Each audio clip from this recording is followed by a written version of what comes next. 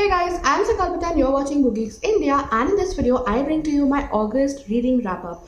Now this is again a video that I should have made like a long time back, probably in the early September, but I did not do it. But I thought I have to do it because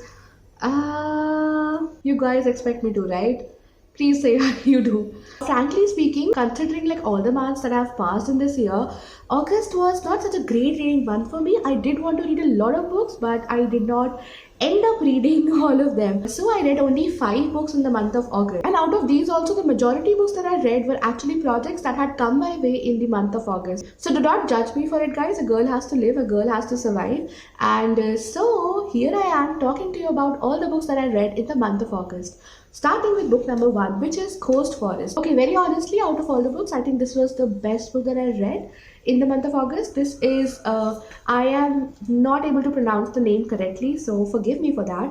This is by Pik Shul Fang. Now, this is a book which documents a phenomena that happened in the late 1990s. I will just tell you the historical backdrop of it. So basically, in 1997, the British actually handed over the control of Hong Kong to China and they left. And because of that, because a lot of families feared what will happen eventually, so a lot of them shifted to Canada, mostly Canada, well, even to the United States, but that happened. But the fathers of these families, the male earning member, decided to stick around in Hong Kong because number one, they were earning quite well, and when they moved to Canada, they couldn't, because of their language skills, the work that they got was not really good, not in terms with their capacity or capability. So they decided to stick around because they were making good money in Hong Kong, but they sent all of their families because of freedom, liberty and whatnot. And this was such a prevalent thing that happened back then that this phenomena was actually labeled as astronaut families, and these fathers were called astronaut fathers. Now this book, Coast Forest by Pik Shun Fang, is a book that documents the story of one such family. The father stays behind in Hong Kong, the entire family moves to Canada. So it is a book that traverses between China and Canada and Hong Kong. You know, it narrates the story of an immigrant family, a family that is torn apart by boundaries that are very difficult to cross. And it is about their struggle to find new identity, to put down new roots in a foreign country. And then this is a historical drama, a literary fiction, and it is a familial drama also. It also documents a very complicated relationship between a father and a daughter, and at the end of it, it is a very heartbreaking read. The way it is written, you will just fly through it because the author does not use a lot of words to convey the story, and that's probably one thing that I loved very much about this book. As opposed to any other book that I've read, it very few words, she conveys such a beautiful story, such a heartbreaking story, and kudos to her for her writing. I would rate this book 4.5 stars, and I would just ask you, if you can get your hands on this book, do give it a try. It is a must read. The next book, guys, is The Drop and the Glob by Sanjeev Saran. Now this is a book that came my way for review. It is this one. As you can see, it's like a very thick read. It took me a long time to get through it, like 600 plus pages, guys. So this is again a historical fiction. Now this one is set in the India-Pakistan of 1970s and 1960s. So this is a book that documents basically at the backdrop, the geographical and political backdrop is the events that traverse between India and Pakistan, like all the wars, all the scuffles, all the challenges, all the everything that happened in those years between India and Pakistan. That is what forms the backdrop of the skeleton of the story. And then we have the characters, and the characters are like very vast and very varied. So there is a CIA agent, there is an shepherd girl who becomes an undercover agent. Then there is a teenage hitchhiker boy from Delhi who wants to just experience the Himalayas, so he goes there. Then there is, at the very helm of everything, there is a Pakistani politician who's very ambitious but who has a very scandalous affair.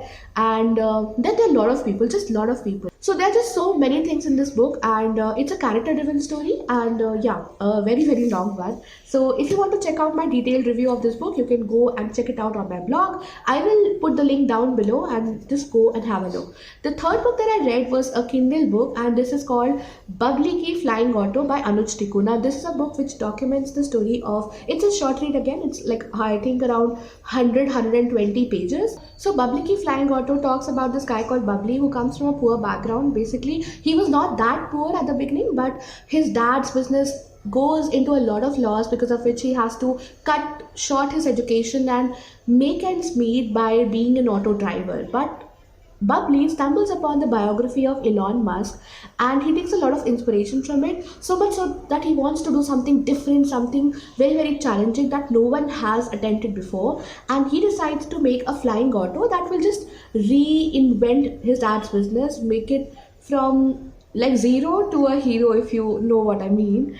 And that's what he does. So this is the story that documents that. If you want to check out more about the story and the book, I will leave the link down below. The next book that I read is Better Than the Movies by Lynn Painter. Now this is a book, this is an audiobook that I picked up on Storytel, and wow, I loved it. Guys, if you're looking for a young adult romance, or you're looking for a contemporary romance, or you're looking for any kind of romance, a dramedy, comedy, drama, romance mix, then this is such an underrated book. I don't know why nobody talks about it, but it's a beautiful, beautiful read. So this is the story of this girl called Liz, who's in high school. I think she's, yeah, somewhere around that age, and she loses her mother very early in her life. So she tries to emulate her in the way she dresses, in the way that she likes to watch all the movies that her mother liked, in the way that she wants to read the same things that her mother liked, and which, if you can imagine, doesn't actually fit what is, relevant and what is in fashion in the current scenario. So that is Liz, that is Liz's personality. And there is a neighbor, Wes. Now Liz hates Wes, and that's because in everything that she does, Wes has to create an issue. He's always after her parking lot, and he always creates n number of troubles in her life. Okay, and then what happens after years and years, Michael, the guy who was Liz's first crush and she loved him back then, moves back into the town, and now Liz wants to woo him. Like, she wants to go after this guy, and because she wants that, she has to take in help from Wes, whom she doesn't like. And when these two people start spending time together, Liz and Wes, you know what to expect and you know what would happen. I would not delve deeper into this. I actually wanted to do a review of this book on the blog, but somehow I have to do it. So beautiful read, guys. Trust me, if you're into young adult romances, if you are into humor, comedy, dramedy, basically, just go and give it a read. You will not be disappointed. It's on Storytel, so you can go and check it out there. And finally, guys, coming to the last book. Which is my last book? Oh yes, it is this one. So the last book that I read is Fight Story by Vamsidhar Chaturvedula. Now this is a phenomenal read. Like, I did take a lot of time when I started to read it. I delayed picking this book up because, as you can see, it is an action adventure. It tells you that the book is about fight, and not a great fan of fight stories, but yeah, that's what